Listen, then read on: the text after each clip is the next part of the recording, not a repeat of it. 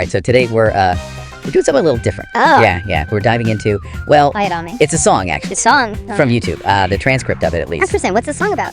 It's called Rusty Ol'Robot.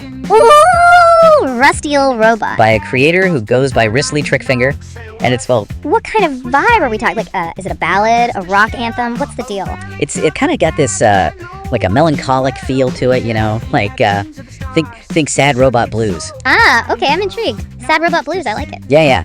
And the lyrics, they tell this story of, well, a rusty robot. Okay, so far so good. But it's more than just rust, you know? It's this whole feeling of being forgotten, left behind. Like, the robot keeps talking about these dazzling displays it used to have. Dazzling displays, huh? So like it was a star back in its day. Exactly. But now it's just like gears grinding and sparks flying, you know? A real sense of, obsolescence. Yeah, I get it. Like it's past its prime, out of date. Kind of a sad image. It really is. And what really struck me was how visual the lyrics are. You know, like, it talks about memory banks loaded with nights so bright. Memory banks, that's interesting. Almost like it's trapped in its own memories. Right, this stark contrast between, like, the bright, vibrant past and this dull, rusty present. It's like the robot is yearning for something it can't have anymore. Exactly. And it's not just about the past, right?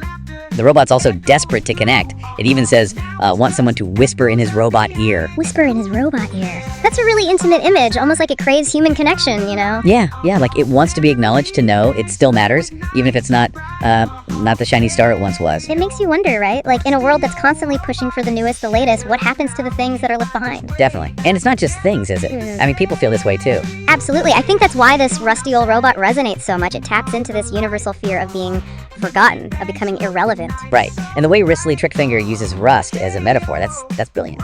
What do you mean? Well, rust is like this slow decay, right? Yeah. It's often associated with neglect.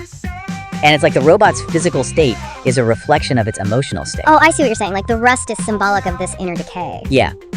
And the video itself, it reinforces that idea visually. Like Rusty Trickfinger uses this really stark color palette of grays and browns for most of it. Yeah, to really drive home that feeling of isolation and decay. Exactly.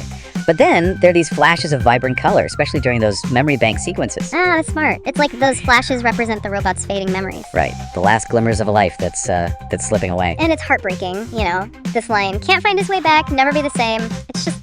It is. It's like this realization that the past is gone and, well, things can never really go back to how they were. It's heavy stuff, for sure. But it also makes you think, like, is it really a hopeless situation? Is there any way to escape the rust? That's the big question, isn't it?